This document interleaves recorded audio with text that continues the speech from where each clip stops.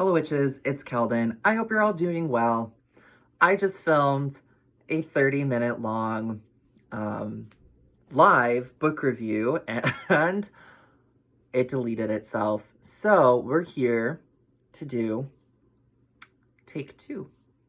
This is a book review for Robin Artison's newest book, The Clovenstone Workings, a manual of early modern witchcraft. I'm going to start by just going through the contents of the book. Talking about what the book is about, and then we'll get into my thoughts and feelings about it. So like I said, this book presents itself as a manual of early modern witchcraft. So Robin Artison, in some of his other works, if you're familiar with him, he talks about this idea of pre-modern aesthetics.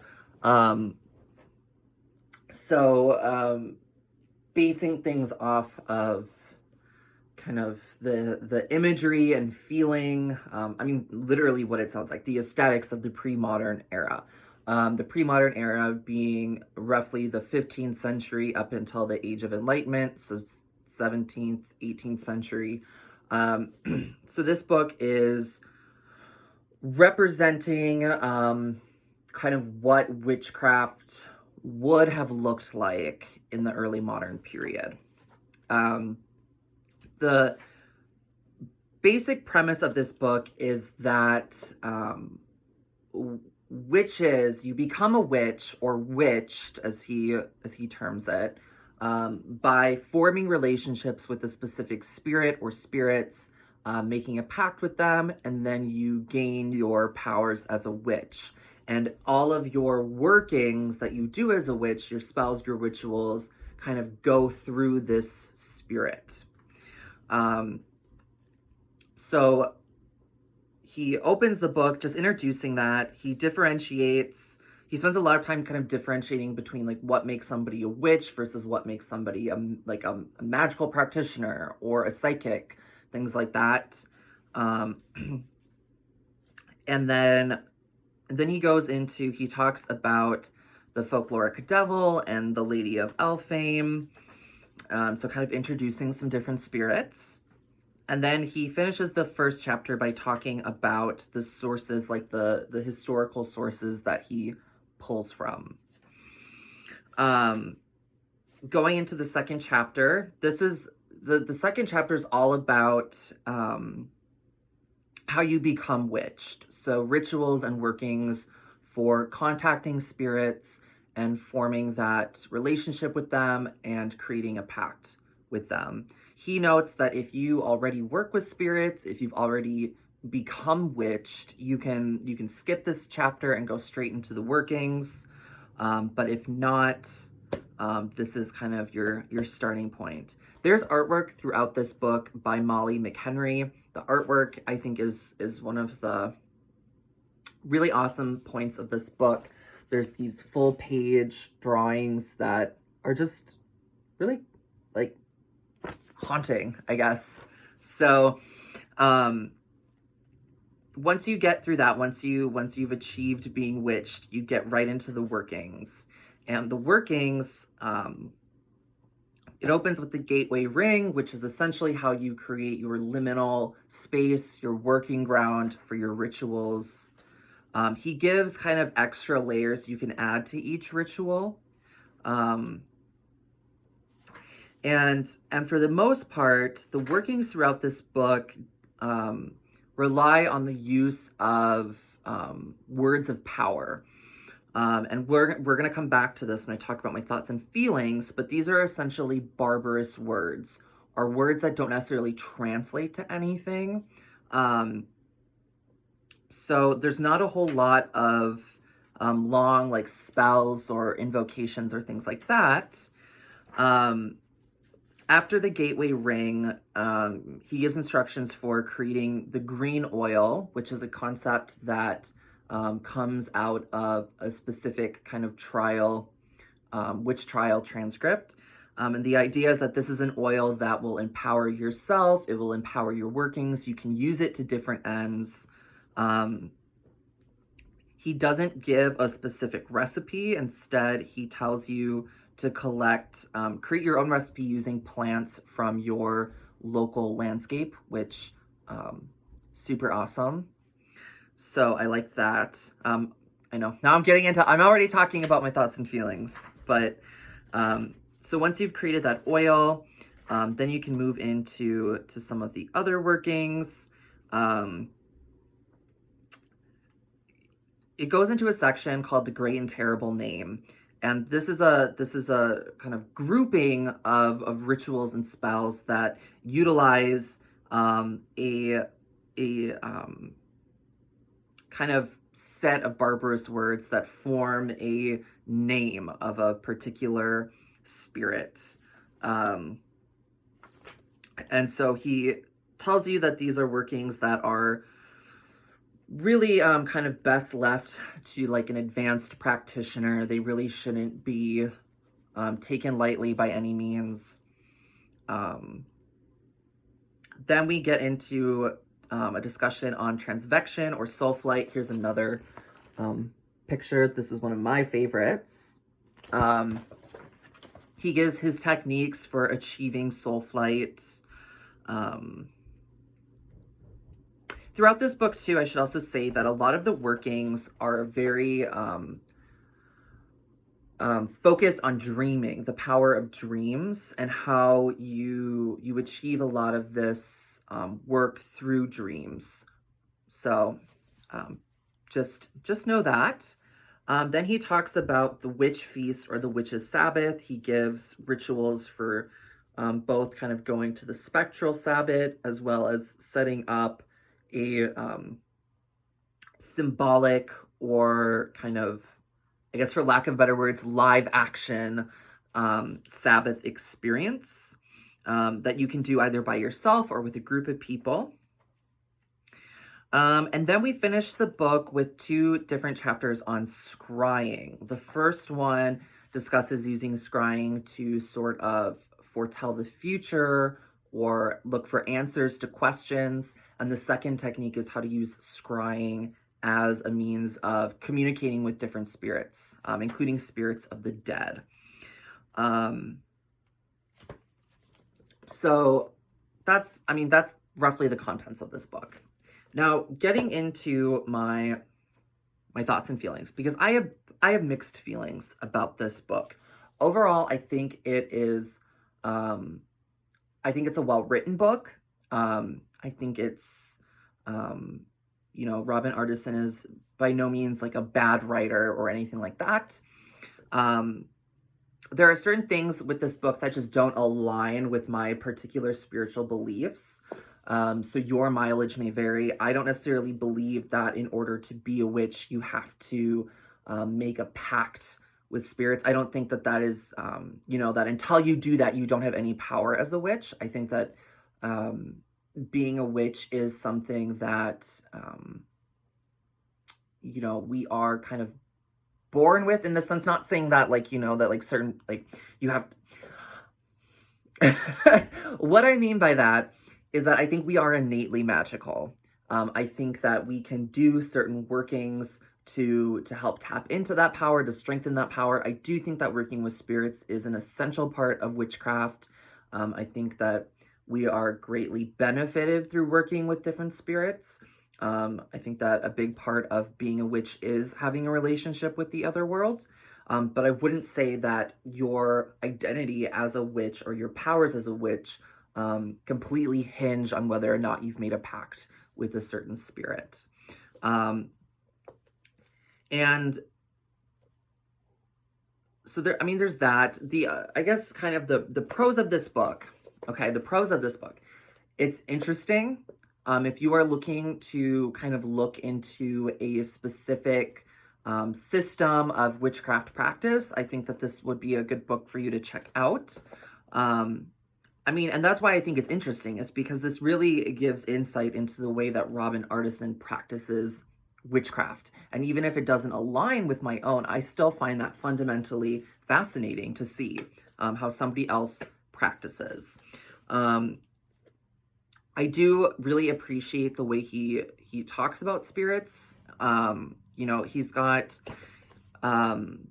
kind of two sections in here, the dark ecology of the devil, where he talks about the folkloric devil, and then the section, the good lady of Elfame. And I think that those were both fantastic. I like the way he talks about being impeccable with your word with spirits. When you decide to form a relationship with spirits, when you decide to give certain offerings, to be really authentic, and make sure that you're true to your word. I think that the workings themselves are very practical. They don't require a lot in terms of like tools or things like that. So they feel relatively down to earth. I like that kind of simplistic approach, right? So those are my positive feelings about this book. Now, what are my concerns or the cons of this book? I think that Robin Artisan is not very open with kind of the nature of this book. I think it would have been much better, or I think I would have liked the book more if he was more open with the fact that this is a book that's inspired by the folklore, by the trial transcripts of the early modern era. But unfortunately, a lot of the times it feels like he's trying to pass this book off as being like an authentic system of magic that was being practiced by witches during the early modern period. He talks about a few different accused witches, but they're not discussed in terms of people that were accused of something that they likely didn't do. It's really talked about as if these people really were witches, really doing the things, and I just don't agree with that. I think, if you've read my book, or any of my writings or my other videos, I think that a big part of being a traditional witch is being inspired by folklore. And a lot of that folklore does come from trial transcripts, but there has to be a recognition there that this is folklore. We don't necessarily know if those people were actually doing those things. We don't know if any of those people actually were witches. We can look at the folklore, but we can't take it and try to pass it off as being 100% fact, 100% truth. And there's various reasons too why why trial transcripts can't, just be taken at face value. But at times it feels like this book is doing just that. And that it's trying to pass itself off as being kind of a book of really old, unbroken lineage, whatever magic or witchcraft, as that this is really what people were doing back then. And I just think that is, it's just not very truthful and not very honest. There's also, a kind of maybe a good example of that too is the words of power throughout this book. Those words are kind of passed off as being these ancient words, making it seem like these are words that people were using in the pre-modern era, in their supposed witchcraft practices. But really these are words that are coming from Robin Artisan himself through his own work, through his own contact with spirits. That's not to say that these words are not valuable or meaningful, but that I think there needs to be a disclosure. There needs to be an honesty of where these words are coming from. And there is a moment towards the end of the book where he gets close to that, talking about one specific word and kind of the process he went through to obtain that word. But outside of that, it's often kind of left seeming like, that these are words, like when he talks about the great and terrible name, he describes it as, there is a name many ages old, which channels, stirs, and moves the great power of nature itself. And so things are often framed in a certain way that makes it seem like, that this is this old ancient thing. With that, there's also a certain level of melodrama in this book, where it kind of feels like, we're almost role playing like an episode of Salem or something. Um, and and don't get me wrong, I do love a flair for the dramatic at times. And I do, I don't necessarily disagree with some of the things that he says in this book regarding, that like witchcraft isn't this like safe thing. Like there's a lot of danger in witchcraft, and we have to be smart and responsible. But sometimes the way he makes it sound, it's like if you take one misstep, you're going to, turn to dust or something. So, and with that too, there's also a certain level of condensation. Condemnation, I still don't know if I said that right. Basically sounding condescending throughout the book. Right away when he opens, he's talking about the endless amounts of shallow or inaccurate modern depictions of witchcraft. There's a certain disdain for modern practice, really for the modern world in general, throughout this book that I think is unfortunate. I don't like when people shit on other people's practices, and to kind of look at people who are, which is, it feels weird to say, like modern practitioners of witchcraft, because Robin Artisan is a modern practitioner of witchcraft. But it really feels like there's this, like, there's my witchcraft that I'm presenting in this book, and then there's everything else, and everything else is shallow and not real. That just doesn't sit right with me. And two, with the concept of being witched, there's a level of like, if these rituals in this book aren't working for you, it's because you're not meant to be witched, and you're gonna essentially have to wait and try in another life, and you just didn't make the cut, and and that kind of starts to get to this place, like people have talked. I mean, this is something that comes up in various spaces about like, some people are born witches, or some people have the witch blood, and other people are just, will never have what it takes. And I don't vibe with that. I think that that's a little bit ridiculous. So so I guess overall, I would give this book like a 6 out of 10. I think it's well written. I think that the workings themselves are very interesting. I could see myself using some of them. I think if you're looking to explore like a particular system of witchcraft, this could be a really good book for you. However, I think this book takes, really like any book though, I think it takes a critical eye just to kind of peel back the layers and see things for what they are. This is not a representation of like true undeniable fact that these people in the pre-modern era were doing the things in this book. This is a book of workings that are inspired by the folklore of the pre-modern era. So yeah, I hope this is helpful. Like I said, there were a lot of things I liked about this book, and I would encourage you, if you are curious, to get this book or get it from the library or whatever, and form your own opinion. See how you feel about it. If you've read this book, and you have thoughts and feelings, feel free to share them in the comments. Yeah. Otherwise, I hope you're all doing well, and until next time, take care.